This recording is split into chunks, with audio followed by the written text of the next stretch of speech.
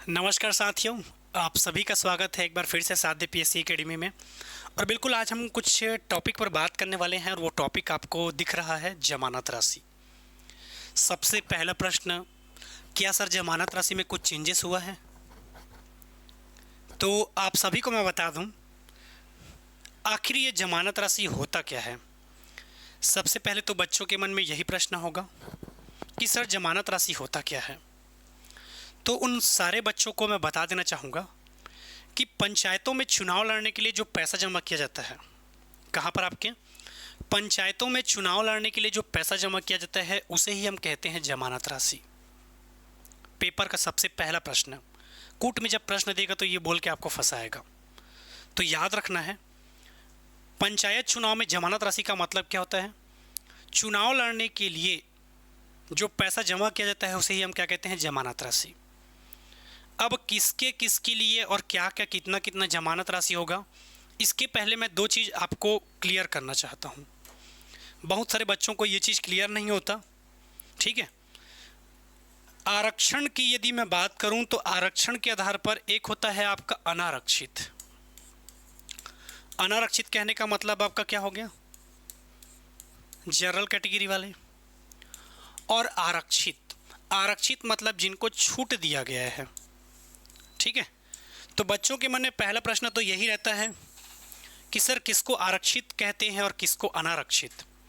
तो अनारक्षित हम जनरल कैटेगरी वालों को कहते हैं जिनको किसी भी प्रकार से कोई छूट नहीं दिया जाता। अनारक्षित मतलब ना, ये शब्द पकड़ना, ना और ना से याद रखना है नो। ना से क्या याद रखना है आपको, ना से याद रखना है आपको ना, और ना से याद रखना है नो। नो से याद रखना, बिल्कुल आपको आरक्षण नहीं मिलता, ठीक है। तो जनरल वालों को आरक्षण नहीं मिलता है, तो उसे हम क्या कहते हैं, अनारक्षित। दूसरा आरक्षित, आरक्षित, आजा मैं तेरी रक्षा करूंगा। आरक्षित मतलब क्या हुआ, आजा मैं तुझे छूट दूंगा, कुछ ना कुछ रिलैक्सेशन दूंगा, तो उसे ही हम क्या कहते हैं, आरक्षित। अब यदि मैं अनारक्षित और आरक्षित के मुद्दे पे बात करूं तो सबसे पहले आपको दो चीजें क्लियर करना चाहता हूं। अनारक्षित में केवल आपके जनरल कैटेगरी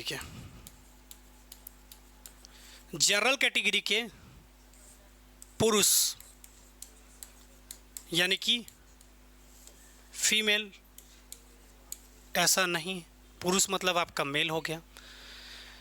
तो पंचायतों में जनरल कैटेगरी में आपके काउंट होते हैं पुरुष जो जनरल कैटेगरी के हैं। ध्यान से सुनिएगा, यदि पूछा जाएगा तो पंचायतों में अनारक्षित में आपका जनरल पुरुष काउंट होगा और आरक्षित में आपका काउंट होता है एसटी, एससी, ओबीसी और इसके साथ साथ महिला। एसटी, एससी और ओबीसी वालों को छत्तीसगढ़ पंचायती राज अधिनियम 1993 के अनुसार आपका दिया गया है क्या, तो याद रखना है इनको दिया गया है छूट। किसके हिसाब से, छत्तीसगढ़ पंचायती राज अधिनियम 1993 आपका ये कहता है कि छत्तीसगढ़ पंचायती राज अधिनियम 1993 के अनुसार एसटी, एससी और ओबीसी और इसके साथ साथ महिलाओं को आरक्षण दिया गया है।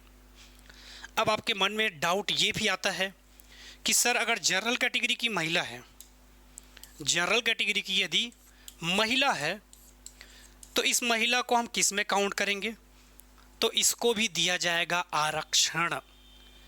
बच्चे पेपर में प्रश्न गलत कर लेते हैं अधूरी जानकारी के कारण, पर उन सारे बच्चों को मैं बताना चाहूँगा छत्तीसगढ़ पंचायती राज अधिनियम 1993 के अनुसार आपके जनरल कैटेगरी की महिलाओं को भी आरक्षण दिया गया है। आरक्षित अनारक्षित बोल दिया, जनरल बोल दिया, इसका मतलब ये नहीं है आपका कि उसमें हम जनरल की महिलाओं को भी काउंट कर रहे हैं। मैं 73वें संविधान संशोधन की बात नहीं कर रहा हूं।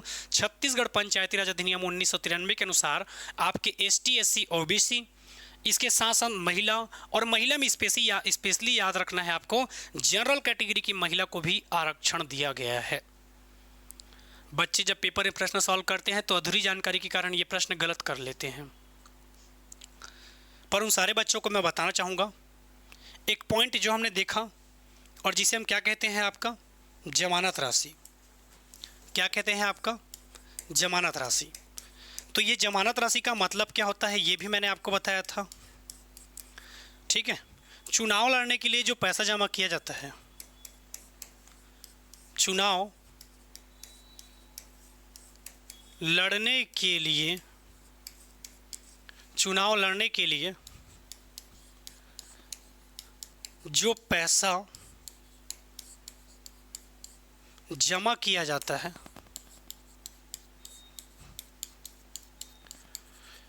पंचायत का चुनाव लड़ने के लिए जो पैसा जमा किया जाता है उसे हम क्या कहते हैं? जमानत राशि।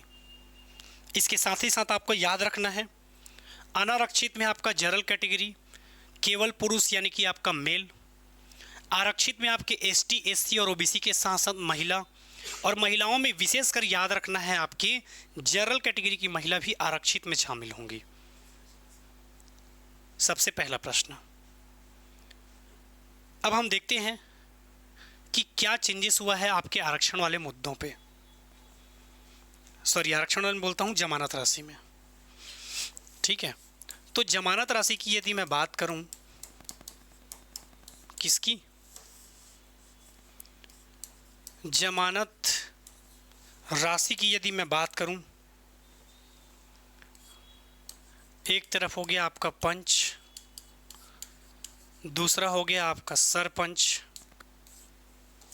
पंच सरपंच, जनपद पंचायत का सदस्य और जिला पंचायत का सदस्य।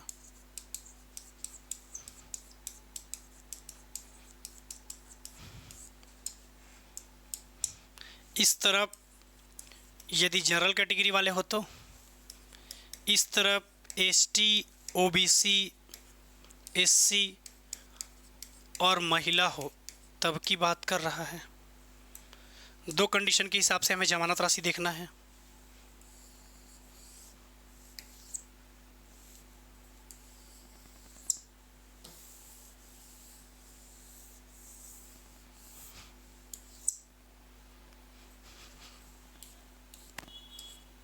ठीक है, दो कैटेगरी से हमें जमानत राशि देखना है। तो सबसे पहले हम देखते हैं पंच। यदि आप जनरल कैटेगरी से हैं यानी कि अनारक्षित, जनरल कहने का मतलब क्या हो गया आपका?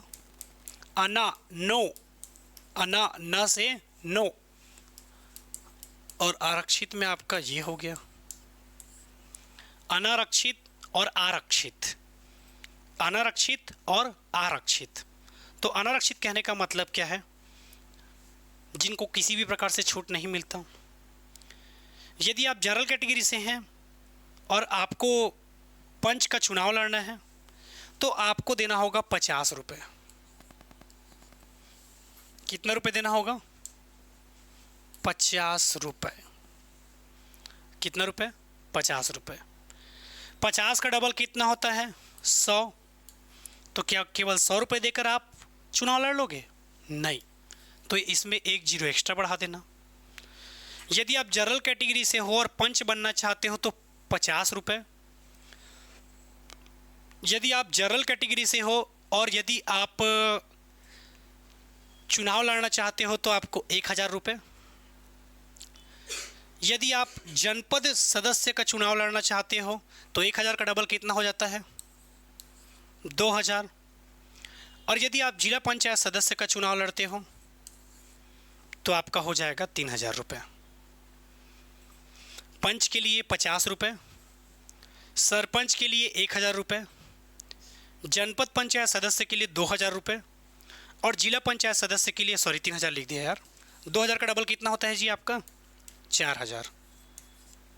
ठीक है, तो 50 का डबल 100, लेकिन केवल 100 रुपये दे के आप सरपंच नहीं बन सकते, तो उसमें एक जीरो एक्स्ट्रा ऐड करना, तो हो जाएगा 1000।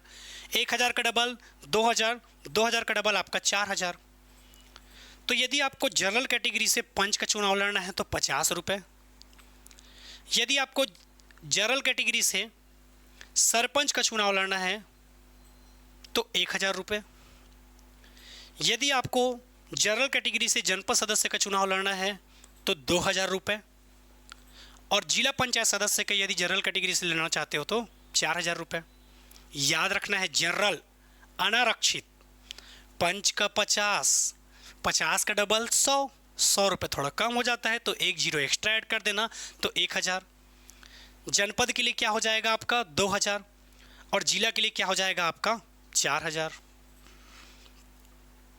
मैं यदि ST SC या OBC की बात करता हूँ, महिला की बात करता हूँ और आरक्षित, तो 50 का आधा कितना हो जाता है 25, 1000 का आधा 500, 2000 का आधा 1000 और 4000 का आधा 2000।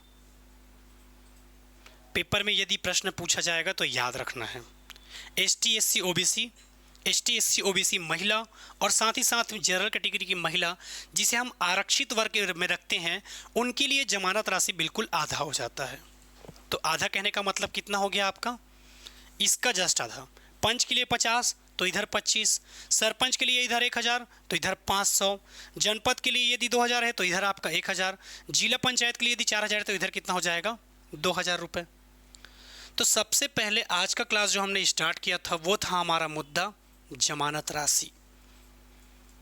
क्या था आज का हमारा मुद्दा, जमानत राशि। एक बार सरसरी तौर पे और रिवीजन करवा रहा हूँ, अरे इसके बाद ये टॉपिक आपको पढ़ना नहीं पड़ेगा। तो सबसे पहले हम देखते हैं जमानत राशि किसे कहते हैं। तो चुनाव लड़ने के लिए जो पैसा जमा करते हो, क्या लड़ने के लिए, चुनाव लड़ने के लिए जो पैसा जमा करते हो उसे कहते हैं हम जमानत राशि। दूसरा, यदि मैं बात करूं आपके अनारक्षित यानी कि जनरल कैटेगरी की बात करूं, अनारक्षित यानी कि आपके जनरल कैटेगरी की यदि मैं बात करूं, तो जनरल में आपके जो पुरुष होते हैं, जनरल में आपके जो पुरुष होते हैं यानी कि मेल की यदि मैं बात करूं, ठीक है, तो याद रखना है अनारक्षित में आपका जनरल पुरुष हो जाएगा। आरक्षित की यदि मैं बात करता हूं तो ST SC और OBC महिला, ST SC और OBC महिला और साथ ही साथ जनरल कैटेगरी की महिला को भी हम आरक्षित में काउंट करते हैं। नो, किसी भी प्रकार से आरक्षण नहीं मिलेगा। आरक्षित बिल्कुल आपकी सुरक्षा की जाएगी आरक्षण देकर। 50 का डबल 100 में 1 जीरो डालोगे तो 1000, 1000 का डबल 2000 और 2000 का डबल 4000 यदि जनरल यानी कि अनारक्षित कैटेगरी से आप चुनाव लड़ते हो। तो यदि आप ST SC OBC महिला जनरल आरक्षित कैटेगरी से चुनाव लड़ते हो तो जमानत राशि जस्ट आपका क्या हो जाता है, आधा। ठीक है, और बिल्कुल ऐसे ही हम चीज़ों को लेकर मिलते रहेंगे। और साध्य PSC एकेडमी लगातार ये प्रयास कर रहा है कि जितने भी बच्चे हमसे जुड़े हुए हैं प्रत्यक्ष या अप्रत्यक्ष, उनके लिए बिल्कुल कुछ ना कुछ किया जाए। तो ऐसे ही इम्पोर्टेंट वीडियो लेकर हम मिलते रहेंगे। और क्या ये वीडियो आपको अच्छा लगा, क्या आपके काम का है, तो बिल्कुल आप कमेंट करके बताएंगे। फिर से मुलाकात होगा दोस्तों, तब तक के लिए धन्यवाद। जय हिंद, जय भारत, जय छत्तीसगढ़।